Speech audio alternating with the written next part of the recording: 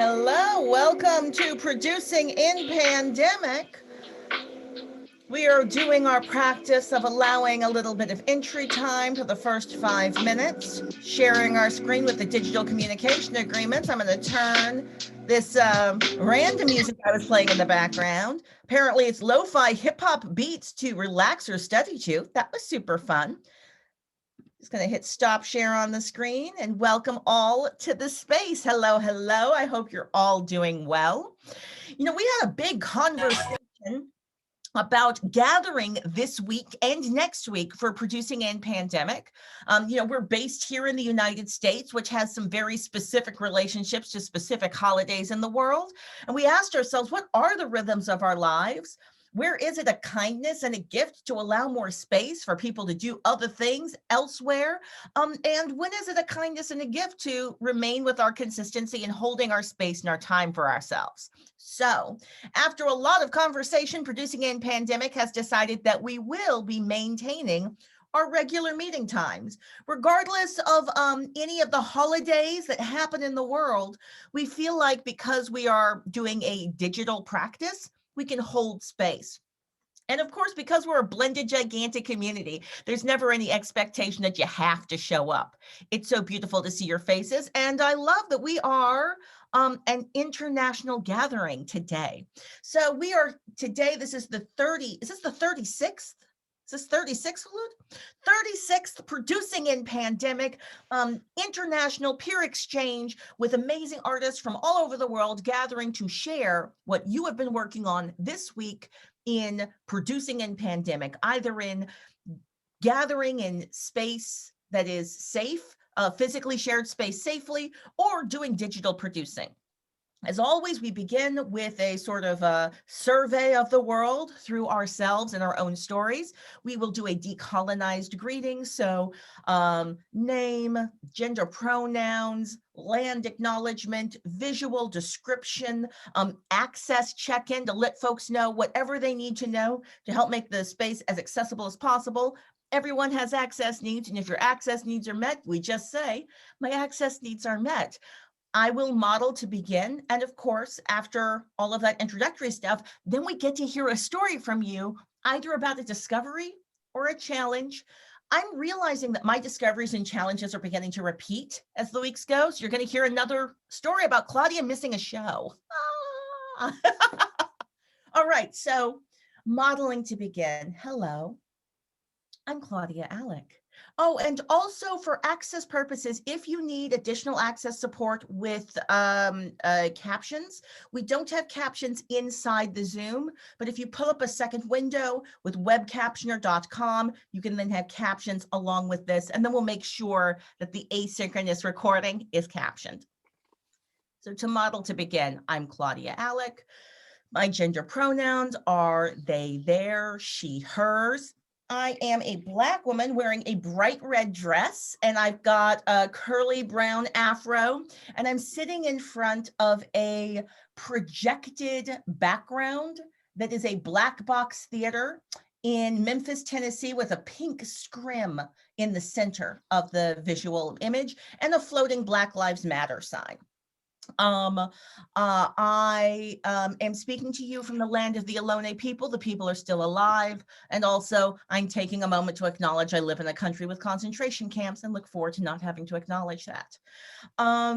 Let's see, what are the discoveries? Oh, and who am I? Where am I coming from? What's my company and my practice? Calling Up Justice, transmedia, social justice practice.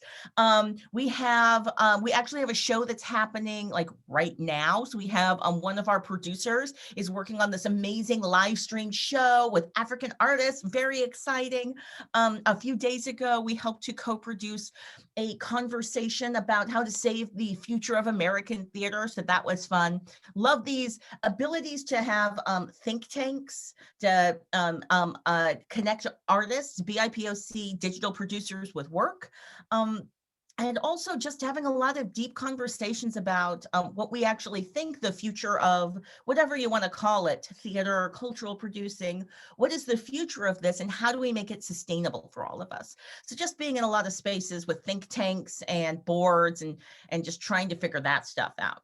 My digital producing challenge this week was, as always, got invited to a show, had everything set up, and then my internet went out 5 minutes before the show was supposed to start. And I was like, right, you cannot control the universe and things will take place. Now, the beautiful thing is there is the ability for me to possibly get to visit this particular piece asynchronously, but it's not the same. A live performance is just not the same as watching a recording of that live performance, especially when it has, or if it has audience engagement.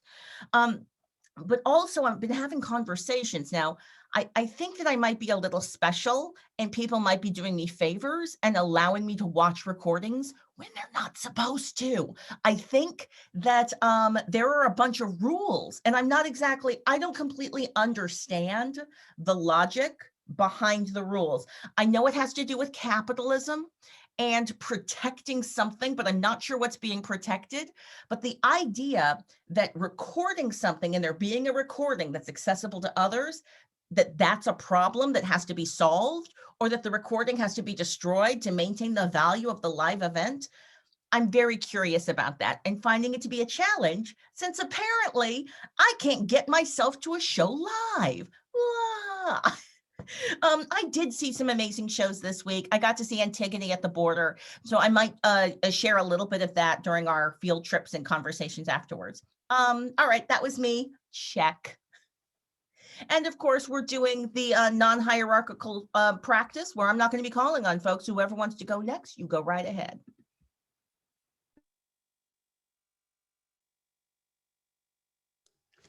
I'll go next to give a chance to people to queue up in the chat. Hi, good morning or good afternoon. I am Khulud Sawaf. My pronouns are she, her, hers. I'm speaking to you from the land of the Osage, the Quapaw, and the Caddo people, colonially known as Fayetteville, Arkansas. And I'm a theater director and deviser. I'm part of the Calling Up Justice team. Visual description, I am a woman I'm a Syrian woman with olive skin, green olives, please. And I'm sitting in my living room with a blue couch and a dining table in the distance and bookshelves. And I'm wearing the Muslim hijab, the Muslim head covering, and a purple shirt. Access needs are met. I'm having my coffee. One challenge or discovery.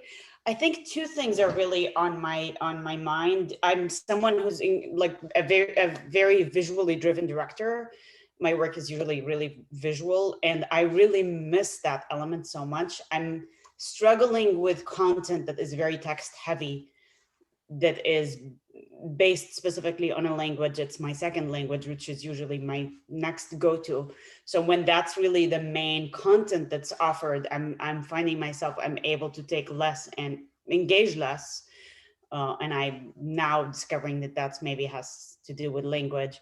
And the other thing I'm really thinking about so much is the element of like, because there is so much access to every content and around the world really, and nationally, wherever you can just like really watch content that was not possible before. I'm really alive with the idea of like, how do you compete? You know, is it being local, then that becomes specific, or national? Is it becomes like, do you go national or global? I'm just having that conversation with myself, and yeah.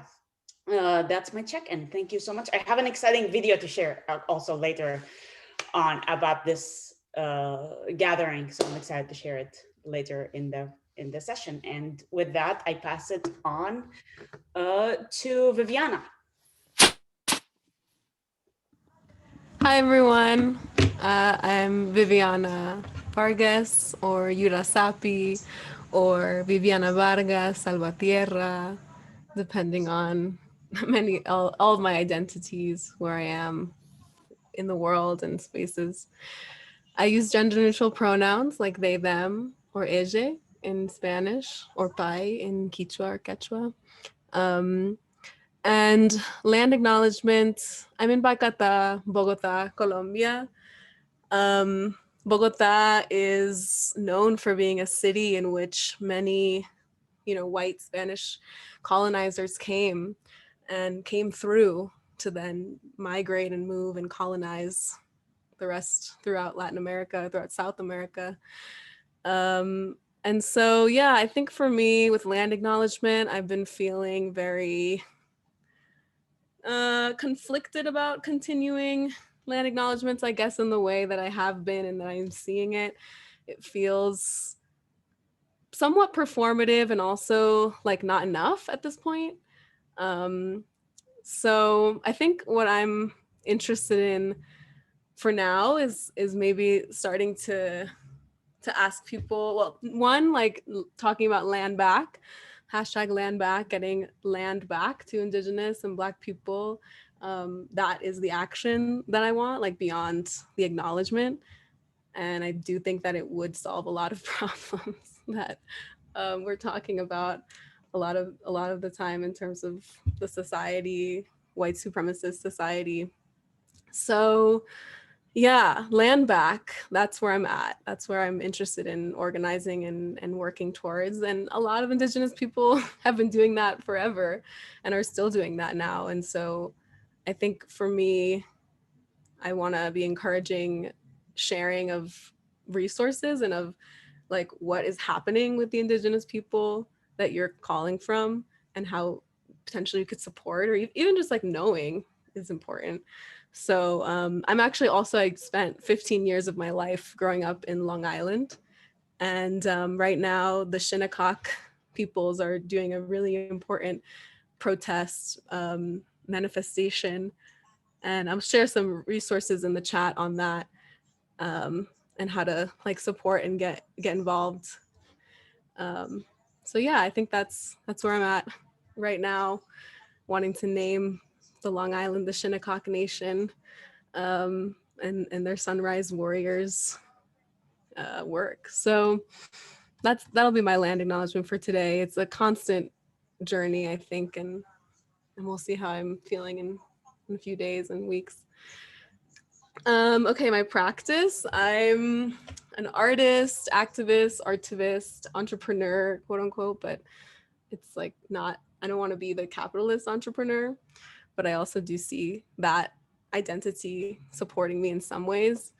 I'm a facilitator. I facilitate meetings and discussions, spaces virtually and in person, not as much in person now. I'm an educator. I teach university. Right now I'm going to be teaching at CUNY Baruch next semester remotely, a class on managing in arts environments. And I'm going to be trying to focus on thinking about teaching ways that are beyond the traditional, AKA like white supremacy ways of managing arts. And with that, my podcast that I'm working on, which Claudia is a guest of, will be sharing different strategies and ways and structures of being able to do that, which, calling up and even this producing in the pandemic meetings are about. Yeah. And I have Advancing Arts Forward. It's a movement to advance equity, inclusion, and justice through the arts by creating liberated spaces that uplift, heal, and encourage us to change the world. So I'm the founder of that, and I do consulting, workshops, other projects with that. And then I have Ballistical, which is an LGBTQ plus healing and art space based in Bogota, but now we serve and, are with community all over Latin America. There's a team member who's in Argentina. And then, the community, the Ballistical community is like all over. So that's where I do a lot of event producing, I'd say. My visual description, I should have said this first. So my visual description, I am a mixed race, mestiza, Latinx person, Ecuadorian and Colombian specifically, mixed Indigenous and white, long more far back, I'd say. Most of my family, ancestors and family are indigenous or mixed. And so I have, medium long black hair. I'm wearing headphones, pink headphones. There's a microphone in front of me. I have artwork, red and yellow geometric artwork behind me in a window. And yeah, I have big glasses too with a silver or gold frame. My access needs are met. And I would say a challenge for me this week is balancing all of the different things I do and organizations that I am a part of. I'm feeling like I need to figure out a better system for this because I'm feeling like I'm spreading myself out and I'm not able to really give the energy and attention to each thing that I want, which is not what I'm interested in. So I don't know what that'll mean, if that means needing to, take a pause on something or a few things. I'm also learning 3 languages right now. I'm learning ASL and I'm learning Quechua and Quechua, different dialects basically.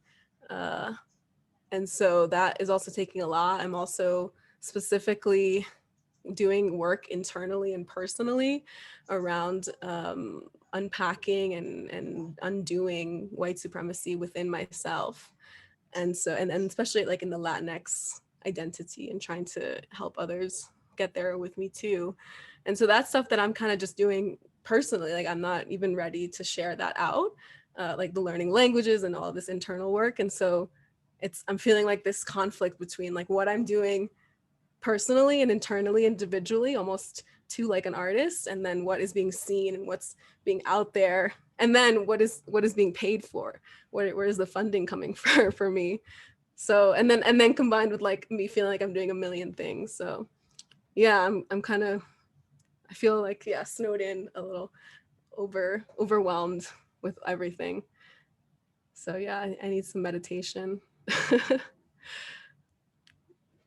I think that's good. I think that's me. Thank you. Ipai Chani.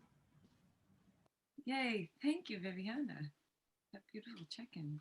Hi, everybody. I'm Rebecca, she, hers.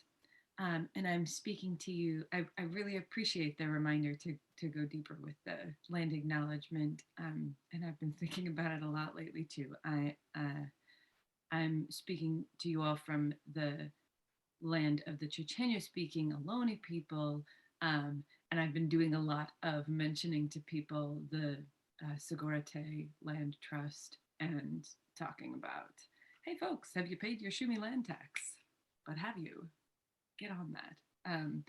It feels like a constant state these days. But I'm grateful to help get the word out on that. And I'm always surprised when people don't know, and I realize how important it is. I am a white woman sitting in front of a collection of rebel. I have red hair and I'm wearing a blue, a navy blue t-shirt dress. And my company is Analog Theater, and before the pandemic, we were founded just before the pandemic started, and we were meant to focus on, cutting edge second century technology rather than all this digital stuff. And so we've had to pivot hard.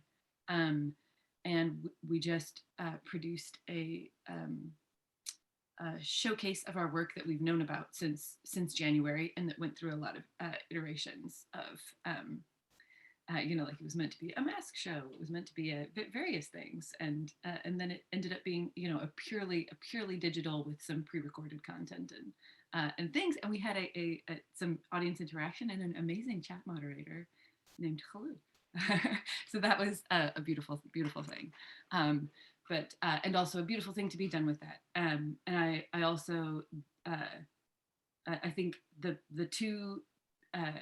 big challenge for me has also been kind of looking at my pandemic time management when it comes to virtual work, and understanding that all of my transitions are gone, that like the time it used to take me to physically get to a place was a time that I absolutely relied on in order to be ready to be in the space, and that my ability to schedule the time I need to transition from the last thing into the thing starting, just trying to understand like what do I need, and it's not just time, it's like what do I do in that time that gets me ready, because the act of, you know, walking to my car and getting in my car and driving to a place and then getting out of the car and collecting my belongings and walking into the space was just like, apparently mentally that was absolutely a thing I relied on, and before having a car, getting on the BART, like, or whatever, like, and so I think some of my mental pandemic exhaustion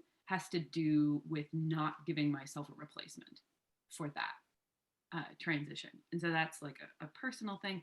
And then I've had, I finished the festival that I was doing, that was a festival that I normally do in person in England, that was completely virtual. And it was such a cool experience, and so different to be working primarily with people from England and to just be like, oh, some of the different ways that we're both dealing with the pandemic in person and also dealing with our virtual content and putting that out and talking about it. And the showcase that I produced was on Thursday, and it was a showcase of a bunch of different companies that are all in this Innovator Incubator program with me, and getting to see those productions. And the challenge is I'm reminded again that nobody has any money, and everybody is producing everything with no money. And sometimes what that means is the things that I notice being a problem. There's the things that we all expect when I watch these shows, and there's a lot of tech problems when you're talking about theater people who don't have a lot of financial resources producing, that you just run into a lot of tech issues, because tech takes a lot of time and money generally. But specifically, even when theater people have a lot of money, or some money, not a lot of money relative to the no money that theater usually has, that no one can imagine spending money on a sound engineer for a virtual platform. But especially when people are shifting into using this more like the way we use it in film with really creative stuff, I see it being undermined by really terrible sound management that makes it really difficult to watch for very long, and that takes people out of it, despite the fact that visually what is happening is really amazing.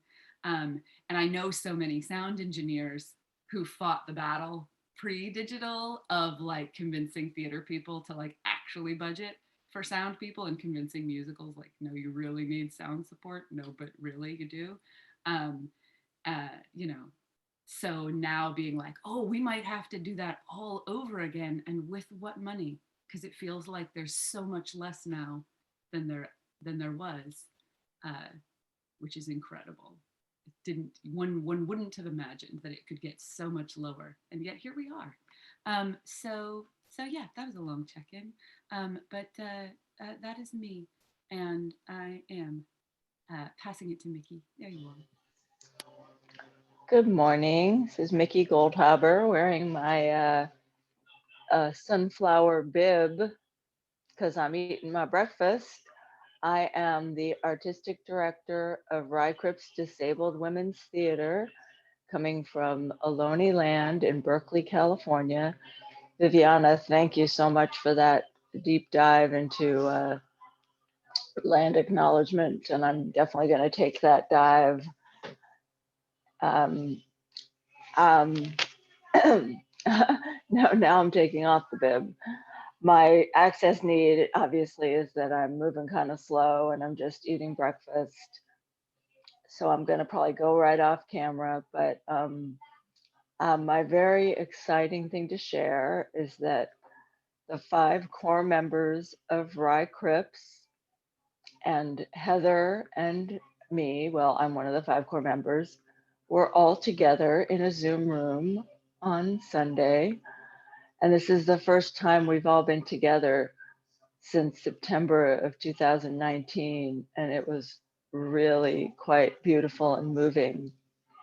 One member was still coming in by phone, but we could hear her voice. And the challenge, I mean, it was a challenge to make that happen. And yes, we did it. But the remaining challenge is that two of our members are on tablets, and neither Heather or I are familiar with tablets. So we have to learn how Zoom and other things operate on tablets so that we can help them through this process. But the fact that we were all there together on Sunday means that we can do this. And on January 30th at 3 p.m., we are going to be doing a virtual Rye Crips Occupy. I don't know the platform yet, but it's going to happen. And I'm very excited.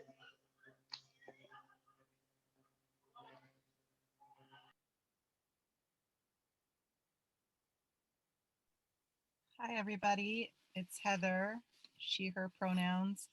And I don't think I can turn my camera on. I'm not at home where I usually Zoom from. I'm in Oakland, also land unceded territory of Chochenyo speaking Ohlone people, at the water, because I have a kid who's doing Berkeley High crew team for the first time, and they are out rowing on the water, and I'm being blasted by sun in my car. It is so beautiful here. What a gorgeous place.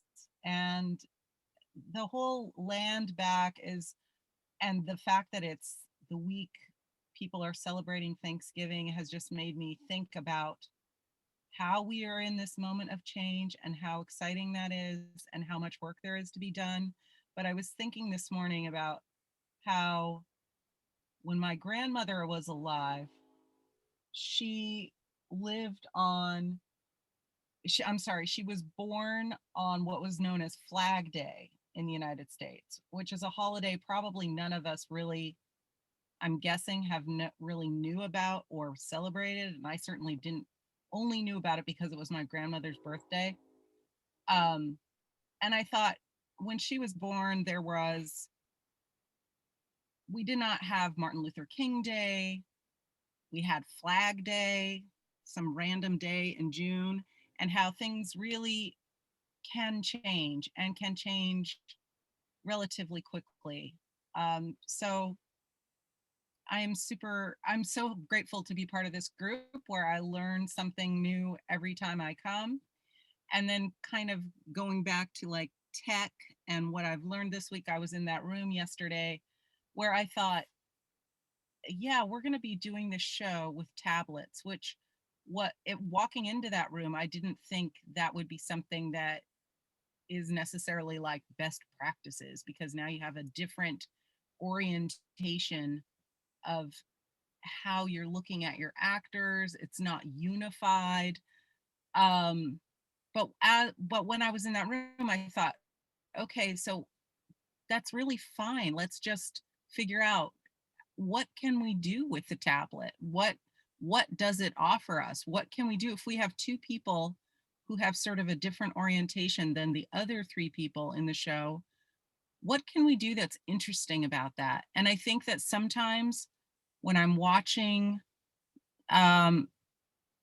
theater that's, in the virtual space, I am excited when people do something creatively with the medium that I haven't seen before. And I'm disappointed when there doesn't seem to be anything happening besides let's read the script. So I'm hoping that we can kind of rise, or I'm hoping I can rise to that challenge and figure out, how can I create in this medium and not just present. Okay. Again, another long check-in, and I will pass it to Tanya. Tanya, thank you for like letting me go in your spot. I really can hardly see the screen, and I know I have a very weak internet connection, so I got bounced off, and if I get bounced off again, I'm going to try with my phone. So to Tanya. Hi, Heather. Thank you. Glad you're able to join with the phone today. I'm Tanya. My pronouns are they, them, theirs. I'm in what's colonially known as Toronto, the traditional territory of the Huron-Wendat, the Petun, the Mississauga of the Credit, and Anishinaabe people.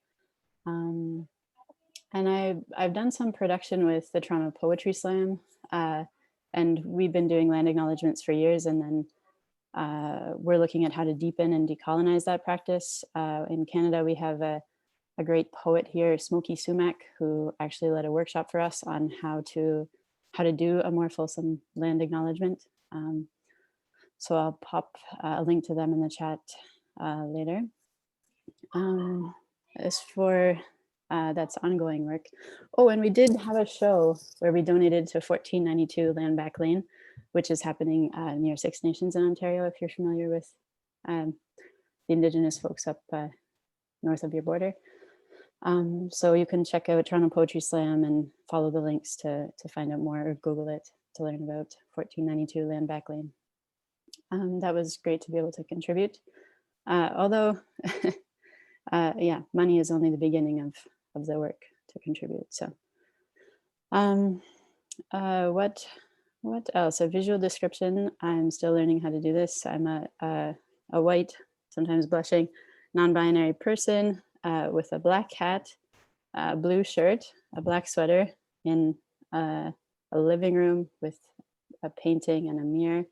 I'm standing up, and so trying to remember to move more. This is one of my biggest challenges of the week, is I learned that I miss people, and I get so excited that I lean in, which is a beautiful tendency, and also like backbreaking. So my chiropractor, as of Thursday, was like, no more Zoom for you, which because Claudia knows that I didn't even have a chance to connect with them last week. Like, I was booked evening and lunch break and sort of night and day, and heading into a weekend of online. I'm really learning about my own accessibility needs for this space, which is like, it's exciting that for me, the going between places was sometimes the hardest parts on my body as a person living with arthritis. So I keep being excited about the possibilities for accessibility based on virtual platforms. But if you take a really intensive schedule and build in time for doing tech and debriefing, then it can be hard on this body of mine. So my best practice is to almost always stand up when I'm on Zoom. And so I'll be going camera off so I can keep moving. I had the privilege of being tech support for the National Institute for Directing and Ensemble Creation this weekend. So I popped a link to that in the Google Doc. There were some public sessions that were live streamed on HowlRound. HowlRound has amazingly already put all of them up, so I highly recommend checking out the Equity and Ensemble Creation panel from Friday, the conversation about mentorship, what that looks like in a decolonized practice on Sunday, yesterday. There's also a great opening and open mic, and it was a beautiful weekend to get to support. I'm hoping we can invite some folks from NIDEC. I wondered if there would be a lot of people here today, but obviously everyone had too much time online this weekend. I did invite sort of broadly to give a shout out to Khalud and Claudia and the team for producing this space where I've learned so much. And so I'm mostly grateful to come back and say thank you. And I hope this means we'll keep enriching and deepening the space. Definitely a privilege to work very closely with Suzanne Cross. I hope she'll join us sometime.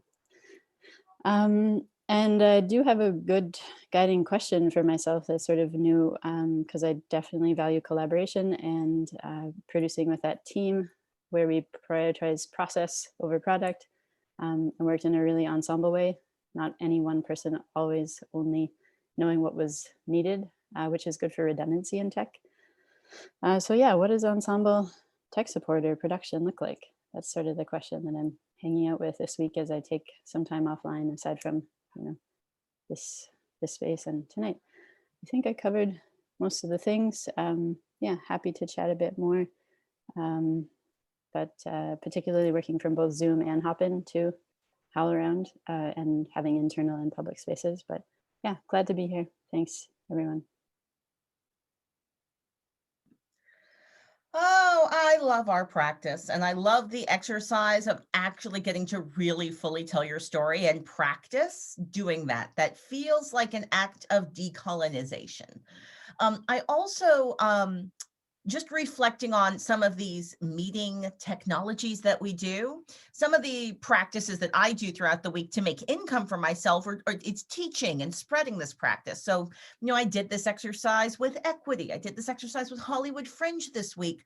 And I keep being reminded that for us, it feels like we've been doing this forever and it's time to level up. Because this is not enough. What we're doing is so not enough. This is 101. This is the first step to undoing. So for us, it's like, well, let's move on. For those other spaces, they're like, wait, what? You want me to do what? Wait, what's a land acknowledgement? And I'm recognizing that the act of doing that, it's an exercise. It's an exercise that I've been doing for years, and maybe it's an exercise others need to do for years, even as we figure out what the next level is. I'm ready to level up, though, in terms of having a decolonized beginning of our spaces. And fundamentally changing what it is that we're doing, because it feels like it's a little piece of technology that just shifts everything you're doing in this space. So I'm hoping that wasn't too much. That was just me kind of amplifying Viviana's comments and some of the others. All right, so just looking at I'm always taking notes when everybody's talking, and today was an amazing conversation. So we talked a little bit about international, national, and hyperlocal ecologies, and the difficulties of figuring out what does audience development mean in that framework. How do we reach audience? And also right now, it feels like that might be the most important thing for us. Connection, human connection. And alas, because we live in a capitalized community, it's human connection that's monetized somehow or has the ability to have monetary exchange. So I'm curious about, how are we building those things? How are we framing those things? How are we doing it internationally, nationally, and hyper locally? Just feels like that's some juicy stuff. So that was me bouncing off of Khulud's sharing. How do we focus in the circumstances of extreme connectivity? I'm struggling with it, Rebecca. I miss my transition so hard. I hadn't realized it, but I had designed an entire lifestyle that felt organic, but it was highly designed. It had all of these breaks and moments, not only within the day, but within the week and the month.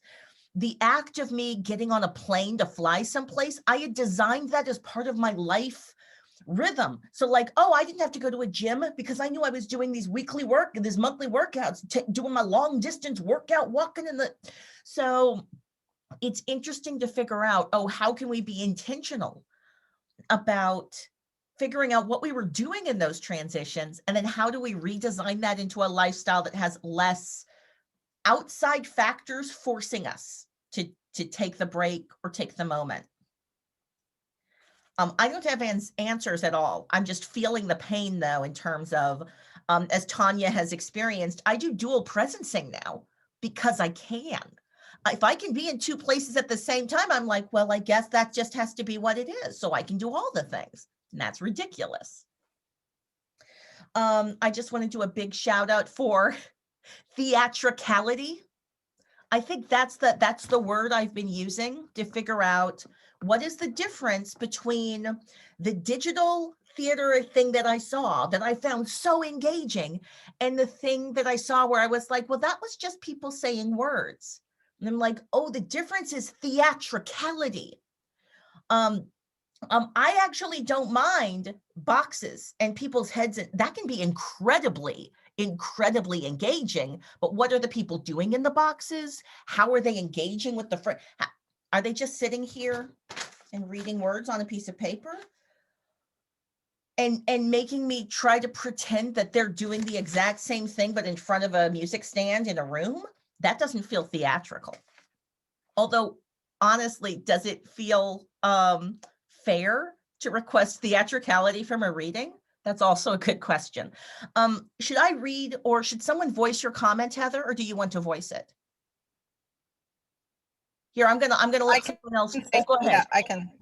I was just agreeing totally with the theatricality because, yeah, I feel like I have seen things that were very simple.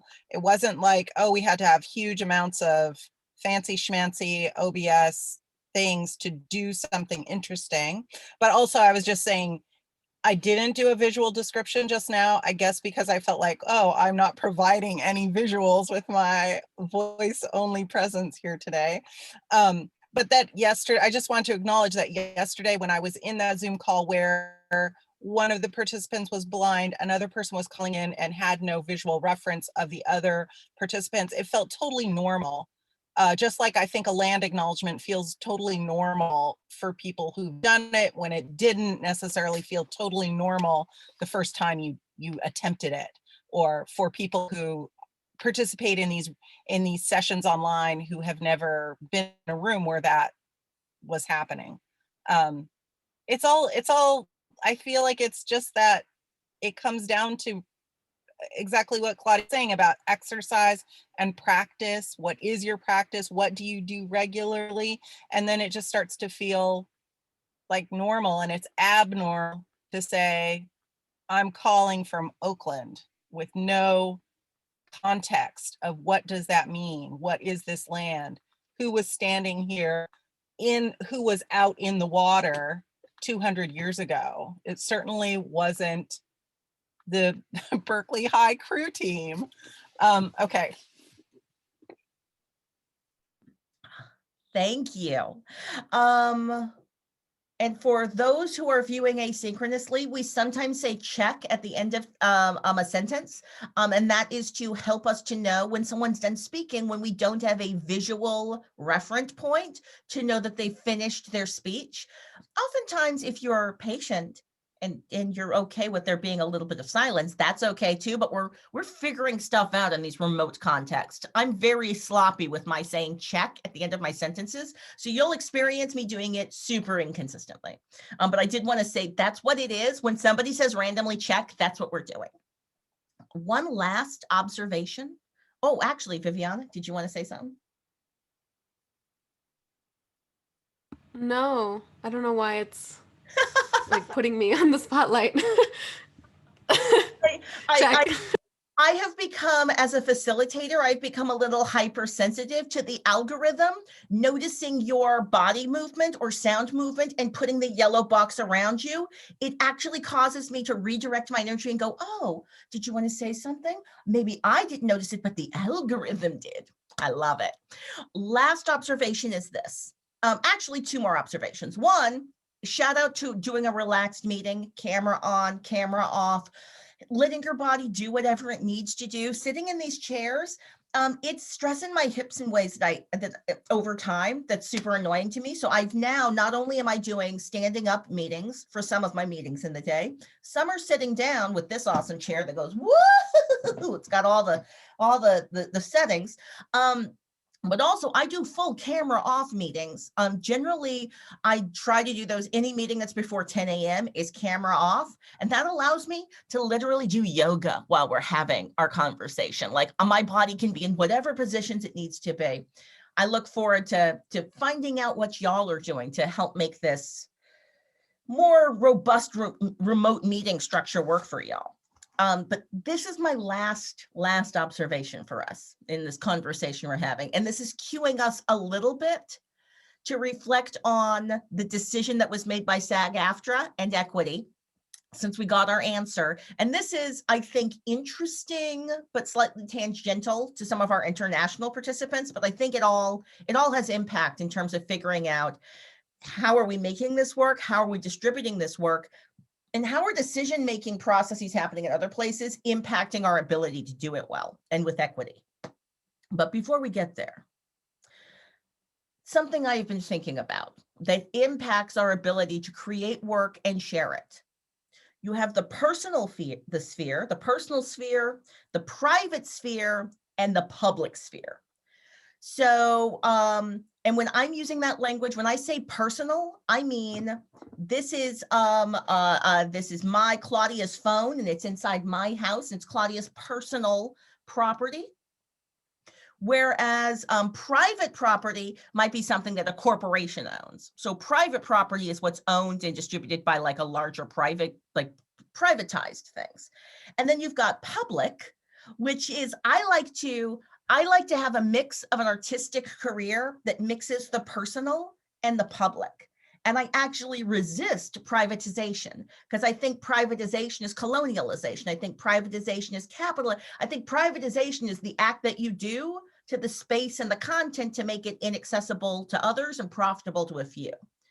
But I've been thinking hard about this because I'm realizing when you get a DVD, you aren't buying a DVD for public. You're not allowed to share it publicly. You're allowed to share it personally. So you can invite people into your house to watch it with you.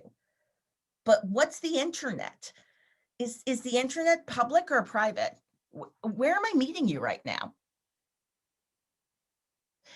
Large idea, but one that I think might inform some of our practice. Before we move on to the more boots on the ground observations about SAG-AFTRA, do we want to noodle on this particular thing I just shared with us just a little bit?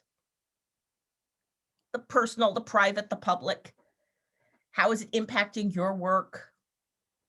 Well, I have a thought that is coming to mind thinking about social media as public or private, because to me at this point, like Facebook, Instagram is part of the private Facebook company, and it's not. WhatsApp too, which is something that I use here in Bogota and like in Latin America, is very, and I think in the world too, owned by Facebook. So Gmail, Google, I use a lot of Google Drive, Google Gmail, and it's like, technically it's like public, it's free to use, but it's actually a company and it's owned. And what I'm doing there is owned by this big company that, you know, is being sued rightfully and getting all, and needs to be reformed. So yeah, I would say definitely feel like the internet, at least on social media, Google, these things, doesn't feel public in the sense that like genuinely, truly. Mm-hmm. Yeah. I feel like those are really important questions, Viviana, and especially since the Netflix, what was it called? Social Dilemma. Like I've been thinking about it, I guess, in some of these conversations and conversations with friends, and I'm glad that there's a cultural reference point for kind of more public conversations about those platforms and their impact on our private spaces, private lives, personal lives. I think music in terms of like cultural production is really interesting because, you know, we, even this weekend, we're thinking like, what music can we play? If you've paid for the use of Spotify, it's for your own use. If I'm playing it here, but then I'm broadcasting, if it's only in the Zoom room, that's probably fine, right? So how does the Zoom room then seem sort of like an intermediary or a liminal space, but the recording and broadcasting of it then, you know, I'm sure the law would have some opinions. It does have many opinions on this. Makes me curious, like what you know, the Creative Commons campaigns might be for spaces like this. Yeah, just that offering of reflection. Oh no, we're straight up living in the panopticon, right? Like it used to be, if I wanted to like throw a little show in the park with some folks and play a little music, I bought that DVD or that CD. I could play that music.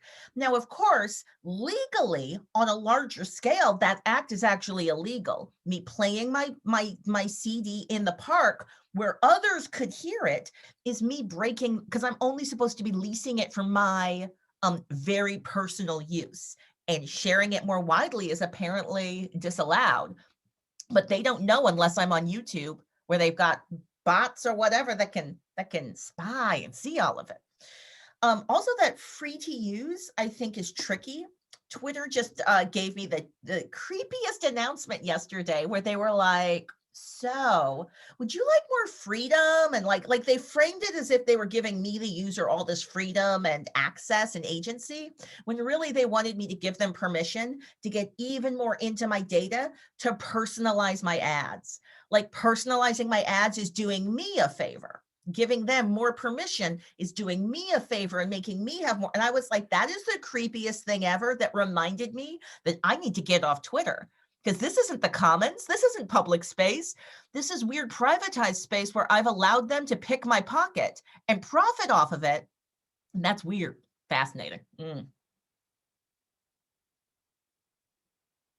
You are muted, Tanya. I know, I'm just saying yes, yes, yes. And, you know, yes. My wife is having a meeting, and so I have to time. Totally.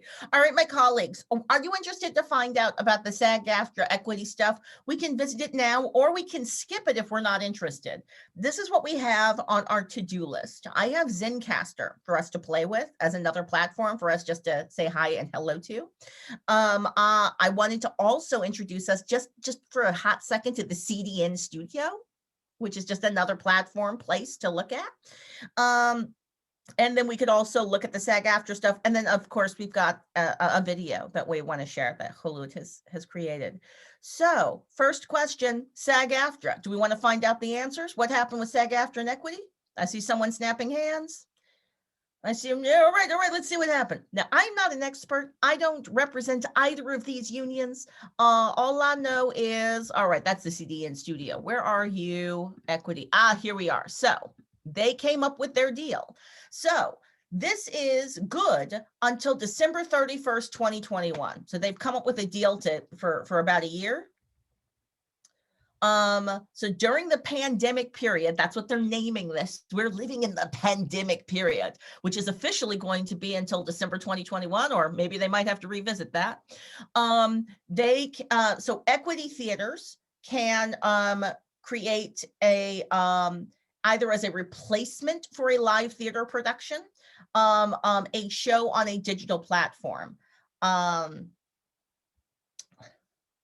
it cannot take, and only because it cannot take place because of the pandemic. So they're just making it real clear that these are special times and special rules and a special deal that's only for now, only because of the pandemic. So that can include live readings, staged readings, live theater, other performances in the general nature of theater. Because I think this is interesting. We haven't come up with the language to describe our work because we're inventing it as we're making it. And so they're like, well, I guess performances in the general nature of theater, because what are we talking about? What is it? I love it that like a huge amount of my practice has suddenly become defined as something that exists as either theater or film and television. And there is no middle ground. What happened to the transmedia? Okay, just keep going. What else do we have here? So the idea is that the performance is supposed to be similar to the live performances. So they're going to be limiting the number of tickets that are allowed to be sold. So while it is theoretically possible to distribute to an unlimited number of audience members, to give unlimited access to the content in a digital platform, with this deal, the theatrical institution that has the physical space is agreeing to produce as if it has the limitations of the physical space. So it will only sell the number of tickets or whatever that it would normally be able to with their physical space. If I understand this correctly, again, I have to keep saying, I'm not an expert. I'm just a human being that read this and tried to understand it. And there are smarter people than me that are working on this. Let's see. So this is giving permission for equity members of the equity union to perform in these digital performances for a partially live, partially digital audience as well. So I said, what happened to the transmedia? And there's a little bit of live theater, digital theater stuff going on here. But it says it cannot exceed 200% the size of the theater's house for the contractual run of the production. And the performance may only remain on a digital platform for the lesser of 3 months or the duration of the run, provided that in theaters that have less than 350 seats, the aggregated digital audience will not exceed 300% of the size. So again, this is just details repeating the thing I said before, which is they're attempting to create the circumstances of the limitation of the physical space with this. Let's see. The program is not allowed to be a TV show or a movie. So it's saying, don't do that. It has to be in the general nature of theater. I look forward to the conversations we'll have in the future where that's litigated, because aesthetically, I have so many questions. But it says, substantially edited prior to exhibition, which again, I go, interesting, because a lot of our theatrical work has huge amounts of visual elements, video elements that are heavily edited, but again, curious. And it's saying things that couldn't be replicated in a live matter. I'm curious about that, because it's like, oh, again, it feels like it's attempting to replicate the limitations of physically shared space. Let's see if there's anything else that's deeply important to grab out of this. Let's see. So this is also SAG-AFTRA saying that it's not going to attempt to undermine equity contracts. Now this, of course, I'm just going to stop sharing. This, of course, has to do with the United States very strange thing where your health insurance is tied to your employment. So the big conflict was SAG-AFTRA was like, well, we handle everything that's not like equity. You get to do all of the union stuff for people in physically shared space. We do all the stuff that's recorded. And it meant that a lot of equity theaters were no longer, or equity actors were not getting equity points and labor that would allow them to get their health insurance. Their work was being defined as SAG-AFTRA and not allowing them to have access to health care. Complicated stuff. That was super fast, super sloppy, and I only showed you a third of the document. We'll put a link to it in the content. I mean, ultimately, when I brought this conversation up for us last time, I was less interested in trying to like pick sides in the conflict or the fight, and I was more interested to find out, what are we as theater makers, what do we want? Like, if unions are fighting for our rights, what are the rights that we want them to be fighting for? What do we need? So I just want to give us a couple of minutes to respond, reflect to that stuff, and then I can move us on to our next field trip piece. But any thoughts or reflections on SAG-AFTRA, equity, this stuff? It just strikes me how incredibly I'm searching for words. Like, the words that come to mind are things like useless and irrelevant. A lot of this verbiage is, where I just go, things that you could not, visual effects that you could not reproduce live. And I'm like, if I can put it on a screen on my computer, I can project it on a screen in a theater. What do you mean I can't do it live? I'm like, have you met me? Like, what is, like, it? But also, like, and I'm a Luddite. Like, of course I could do that. I could take a sheet. I could take a bed sheet and project, like, the things I'm watching people do in OBS. I wouldn't generally choose to do that in the theater because it isn't the aesthetic choice I would make. But to phrase it as that I can't, I'm like, of course I can. Of course I could. I wouldn't. I would come up with a more compelling way to me to do that.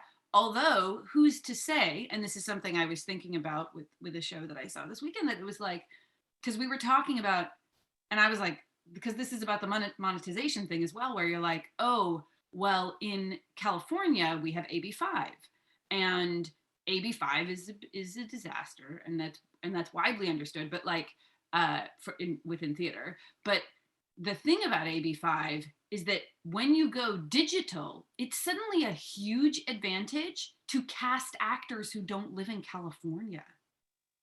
And you can digitally, you can cast your actors outside of California, and they can, do so, because it simplifies so many things. You can have a contract that you've entered into with them, like financially, especially for companies that don't have a lot to work with and who want to pay more than the, like, what's the, like, volunteer per diem of like $75 or something. Like, there's some stupid parameters where, like, if you want to pay better than that, plus it's not legal for that per diem to be compensation, but whatever.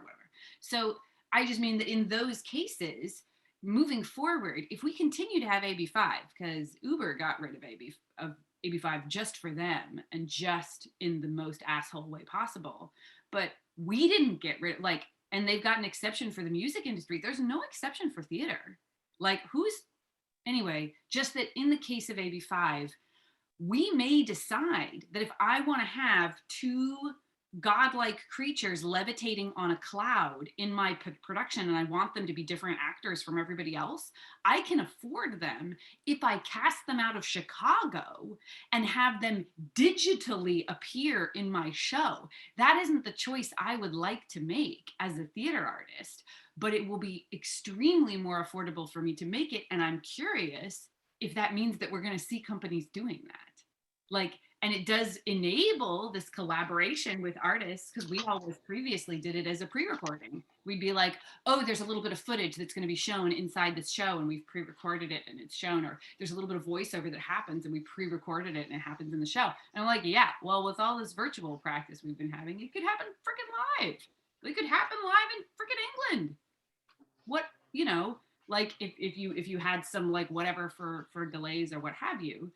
But anyway, just the phrasing as being like, it's so irrelevant and it's so designed to be like, especially when in this setting, we don't have the ability to charge what we used to be able to charge. The idea of being like the ticket price, the idea that your income would be the same if you're just like, well, you sold 350 tickets, or you can sell 350 tickets now and your income is the same if it's virtual or whatever, as long as you're limited. And it's like, no, we need to give people, like, in this time when nobody will pay for this, like almost nobody except 10 people will pay for this at all. We need to give people the opportunity to be like, this is part of our overall access, so that a tiny company might be able to have a tourist presence in San Francisco in the future. They might be able to have, like, somebody's just like, oh, I've always wanted to go to Oakland. There's a lot of stuff happening there. And like Oakland Theater Project, like, I can't wait to see their shows. If you restrict them to as big of a venue, like, and they work with some equity people on special contracts and like whatever. Like, if you have to restrict them to like, what the hell is it, like 40 seats that they have? When they're doing like special venues, it's like 100. I'm like, you've got to be kidding me. Like, no, just absolutely not. That's my rant. And this is Mickey, and mine is that the whole aspect of limiting the space, the number of people that can watch a thing, seems to me to just a fundamental misunderstanding of the opportunities here. So I've been thinking about, what are they concerned about? What is the exploitation that they're fearing if, 10,000 people watch it instead of 500 people or 100 people? And I mean, it seems to me like the issue is, then maybe the actors should get more money if that many people are watching. If that's the case, then why not say that? And, add some kind of monetary requirement to, larger numbers of people, which would make sense. But this idea that somehow on the World Wide Web, to use an old-fashioned phrase, to limit to 300 people because you usually operate out of a 99-seat house is just completely absurd. And I was on the Bill Irwin show over the weekend. I don't know if people caught that. There were 1,300 people watching that. And I don't know, I think the Irish rep space, it's been many years since I've been there, but that's probably like a 200-seat house or 300-seat house. So, that was pretty exciting for them and cool. And that is, just the beginning of the possibilities, that equity is, just not, it seems to me, just not willfully misunderstanding, instead of asking for what they really want, which is compensation for the actors. If 10,000 people are going to see them, they should get paid that way. That's what I'm thinking. Thank you. That's really useful. And, you know, like, I'm just going to keep saying over and over again, none of us are experts. We're speaking as our own individual practitioners, which is ultimately who we should all be designing around. Like, we're who folks need to be designing around. So I can't speak with any authority about what SAG-AFTRA wants or was trying for, what equity wants or is trying for, but it does feel like the performative score of the unions is about doing what Michaela was just talking about, like, oh, they're trying to protect something. What are they trying to protect? It's dramaturgically useful to do that exercise to figure out what's going on. Yeah, I actually used to work at Actors Equity as a diversity inclusion coordinator. It was my first job, like my first, under a contract with benefits, healthcare, all these things, an employee, like at a lower part of the hierarchy. And so for me, I'm not surprised. I actually wasn't even expecting anything to be decided, because I was just like, this is probably going to keep continuing on, and they won't. And I mean, I guess it sounds like they didn't fully decide on some good things. But yeah, I mean, every time equity comes up, I just always have flashbacks of different moments of things that were said and things that were done. Like, I even remember with the diversity inclusion department not being able to talk to the SAG-AFTRA diversity inclusion department. And like, everything has to go from the top. The top is top, and because there's this like fear that SAG, I think, was going to take up equity and swallow it all, and that would be a really bad thing for actors and stage managers, especially because SAG-AFTRA has no understanding of like stage managers, really. So for me, it's just I guess it's also just like, trauma too, that I'm potentially reliving and experiencing every time that equity comes up.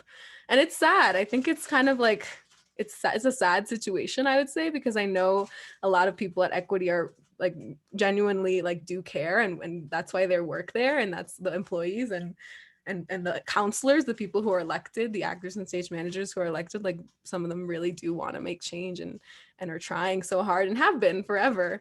But it always kind of comes up against this like, hierarchical, slow moving, very rooted in white supremacy culture, ways of doing things, and fear, and just like, feeling like everybody's going to take advantage, and needing to protect, like we're saying, against like big Broadway producers, against SAG.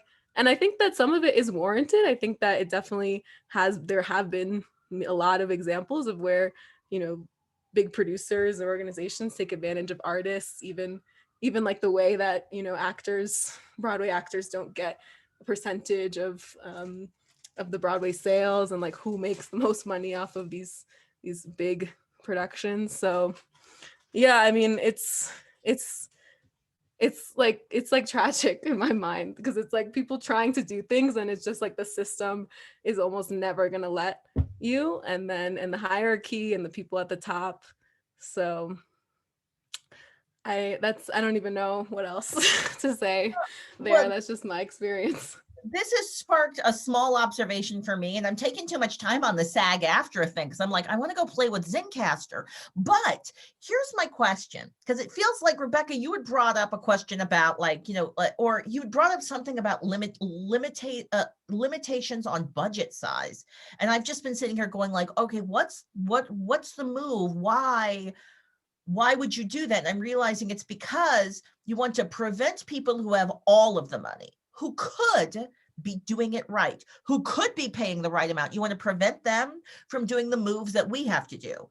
But in order for our ecology to actually function and work as generative and actually moving and doing it, it actually can't have the same limitations as the big budget stuff. So there does feel like there's actually some logics to saying, oh, well, if you've got $1 million trillion, you aren't allowed to pay. You can't have anybody volunteer. You're not allowed to have volunteers if you have $1 million trillion in your budget. That feels like a good rule. However, it feels like in practice, what it ends up doing is forcing a producer to work in the conditions of austerity or work in the conditions of extreme resourcing, and there's no middle ground. Does that feel like an accurate assessment? I just got that from our conversation. So And I also think that that is what has been happening with equity for, I mean, as long as I've been alive, that they have been trying to force smaller theaters to just be like, you're allowed to be a small theater for a year. You're allowed to be a small theater for 5 years. And after that, you got to graduate. You got to graduate to just having lots more resources than any amount of guaranteed support from anywhere has ever enabled you to have without having full-time staff to write grants for you, and even then good luck. Like that is, and I speak as a person with who might have an opinion, but only as a human. I'm curious about the connections between that model and how like the US functions as a society, and the billionaires and the, you know, people, the separation of wealth there. I feel like there's a correlation that's happening there. And as we're, figuring this stuff out, we are being forced into, everyone has to be a producer now. Because of the pandemic, you have to have the means of production inside of your home if you want to be able to do it. Oh, this all feels so complicated and interesting. Please go ahead. I'm a big outsider here in Canada, and also coming from a community trained artistic practice in the poetry slam community. So we're like theater adjacent and theater overlapping. But having had the privilege since the pandemic to, quote unquote, be in Claudia's living room on Monday afternoons, right? I've opened my living room up. It's a pandemic. What should we do? Well, we should probably talk about it. I guess equity is only in the Bay, in the state of California. Oh, no, it's the entire country. National. It's fully not. You have a national thing. Okay, it is huge. I mean, I couldn't tell how much we had like a Bay Area bias and how much it fully was national, just from as an outsider. There's a huge Bay Area bias, but but equity is in fact national, as is SAG-AFTRA. Keep in mind, I'm a poet, right? So, and I've worked in the field of like fundraising for LGBT nonprofits. So I've met corporate like TD Bank, diversity, equity, inclusion people. And I've seen like the good intentions and the energy and the corporatism and the complexity of all that. Like I've fallen in love and I've had my heart broken, but like idealistically. So I just have to say, as an outsider, of course, equity is like a very limited word, and it's like so biased and blended with white body supremacy culture. And also I've heard it used in this context so specifically in like a very almost a negative way. So this is connecting to what Vivian said, because for me, equity should be at least a minimum framing of how we're thinking about our practices across what we do. And I mean equity in the Canadian sense of like, what does the original word mean? And how do we do more than that, more than diversity, more than equity, more than inclusion? Decolonizing, giving land back, like, right? How do we do all of that? So I guess I would just say I got to hear from a national American perspective. You can look at the equity conversation and justice. Thank you. Yeah. And the conversation is so much more broad than anything like, obviously the contractual thing has so many implications. I've been in a couple of unionized environments across health and education sectors in Canada. And so what I think I'm noticing is that like a collectivization process through a union in cultures that are so individualistic and unjust and that there's actually like, I think, a culture shock that we actually don't know how to use those tools in a collectivist way for the uplifting of all. It's like diminished to this contractual, this is what I'm thinking about. I'm curious about, like, how do we use collective strategies for bigger, broader change? And unions are not like social movements, right? So how could those cultures change? Just, those are some questions I want to offer. Michaela, thank you so much. Actors Equity Association. So in this conversation and in past conversations, I've been sloppy because I just say equity. Like everyone knows that I'm saying equity with a large E, when I'm talking about equity, the association. And then I talk about, equity. And I assume you all understand I just said equity with a small e, and I was talking about the conditions of equity. You heard that. So thank you for specifying that we're having a conversation about SAG-AFTRA and Actors Equity Association, which are United States-based unions that are dealing with cultural producers. And if I understand correctly, their big missions are to create the conditions of as close to equity as we can get for the cultural producers inside of them. Or at least it feels like that's what they're supposed to be doing. That's what unions are supposed to do. And in general, I'm pro-union, although I find that whenever I'm in a unionized situation, I'm immediately triggered. And I'm like, all right, so this is all the white supremacy stuff that's happening in this space, all the sexist stuff that's happening in this space. Wow, I don't feel safe or like I can function in this space. I feel bummed out that that's often my experience in organization spaces, but that has been a thing.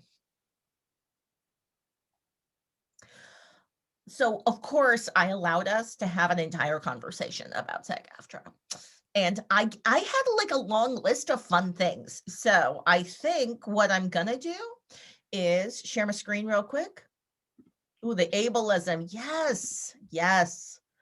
This is real. So we're not going to do a full field trip. I'm just going to tell you a quick story. This is, or at least show you the space, spiderwebshow.ca, CDN Studio. I, with the Unsettling Dramaturgy cohort, had a chance to visit this digital space. They've created their own sort of awesome black box studio, and it feels unique. It feels like it's a different creative space than some of the other digital spaces. It's totally different than Zoom. You can layer yourself on top of other people. So if you look at this, this might be this person. Yeah, this is somebody where you can see he's in front of a green screen. So that's just a photo that's behind him. But we had like 6 participants calling in or coming in from different areas, and we were all able to have what felt like a live exchange in that studio. Has anyone else in this space actually had experience with the CDN studio? All right, you know what I'm going to do? I'm going to ask them for permission to give me the codes so that we can do a field trip, because I don't think you can truly understand it unless you get into it and play with the buttons and all of that stuff. So CDN studio. Has anyone seen the looking like it might be analogous programming, which I thought was very tightly cooperated by Microsoft, that the Raptors used to all virtually sit together? If you ever work on Microsoft Teams, there's like, you can see gallery view or speaker view, and then you can do something like, I have to look it up for next week, but theater viewer. And instead of me being in my space, like I could go into Claudia's, like I would be literally sitting beside someone and beside Viviana, like rather than just in my own box with my own space. It does some transposing. Khulud maybe has seen it. Would folks like to do a Microsoft Teams field trip? We could do that too. It felt so basic that I hadn't put it on the list, but we could totally do it. All right, real fast. This was the other platform that I was going to say, let's play with it. And again, we can do that in another session. Viviana, I know that you know this particular platform because I used it with you with your project. Let's see if I can actually find it. There we go, Zencastr. Boop. Viviana, would you mind just maybe saying a few words about what this platform was like for you and how you liked it? Yeah, so I did some little research on different podcast recording, ways that you can record podcasts. And I found Zencastr. I think it specifically has like free usage during the pandemic. I think it was one of those. And I liked it because you can record 2 people at the same time, but it's separate recordings. So it's really good for editing, because then I can if there was a sound coming from my side, I can remove it when I'm trying to get the other person in. I also know you can have, so this must be like the free version that they have. Also, it saves automatically to my Google Drive, and it allows you to like download from the interface the ones that the recordings that it has recorded. And I actually lost Wi-Fi during recording at one point, and it saved it. So that was really important, that I didn't lose the recording, even though I had lost the Wi-Fi in the middle. So in theory, I have their trial version.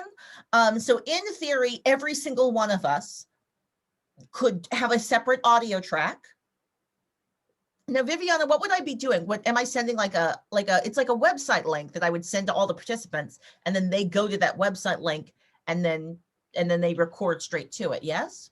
Yeah, so it's totally in browser, no app, no downloading needed. However, you do need Chrome, or I think another browser. I can't remember which one. And it doesn't work on your phone, I believe. Oh. So it's like desktop in browser Chrome situation. Well, and then you can invite a link. You can invite a link, or you can invite people directly via email. Well, we might make a quick and dirty Zencastr podcast next week. Again, just to give us a chance to walk through the path towards using it. It feels useful to do that as an exercise, or have the opportunity to do it as an exercise before we decide to individually pay for any of these platforms. But also know, if the Calling of Justice practice has paid for the platform and you would like to use it, just talk to us. And chances are we're totally willing to share it. Because why are we paying all this money for these platforms? Let's share.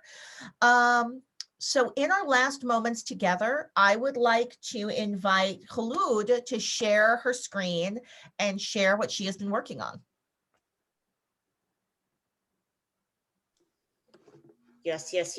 I'm going to share a short video that I'm still finalizing, and there are moments that I'm making it more clip. I wanted to move faster, but I'm going to share the work in progress. All right. Why did I forget how to share a screen? Oh, here it is. Okay.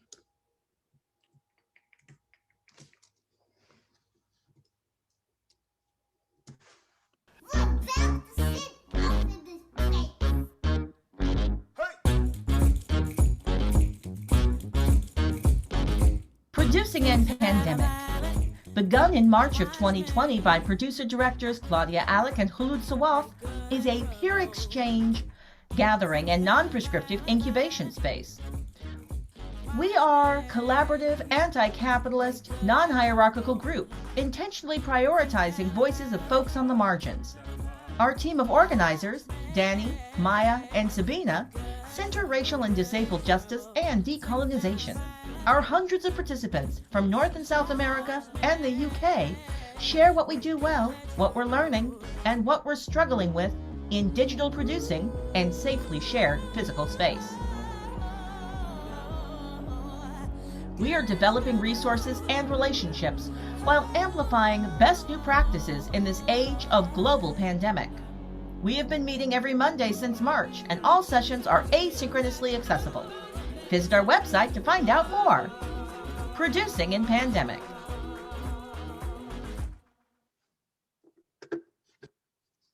Oh my gosh, can you tell that's the first time I saw it? Oh! Love. Wow. I love it. Wow. Can't wait to share it. Oh. That would have been useful yesterday to No, I don't mean that in the wrong way. I just mean I'm looking forward to, in those future moments when I'm trying to explain what this thing is, to have, a visual language, not just peer based, And that is why this particular beautiful thing was created. We realized we've been doing a thing together. We've been doing a thing together with a lot of people for a while. And when we tried to describe what we were doing, folks were like, wait, and I don't totally understand. So, just deep gratitude, because that felt so joyful. Gigantic thanks to Jessica Laurel for the music. Good Trouble. Thank you for your permission to use that music. And all the ends. Yes, Heather. All right. So, I also want to do a shout out for the beautiful brainstorming that took place last week.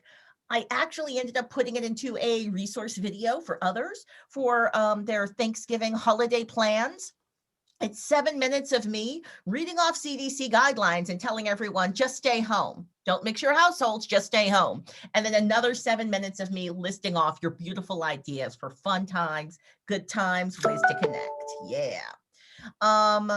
So I'm going to bring our meeting this week to a close and wish everybody a happy holiday for those who celebrate Thanksgiving.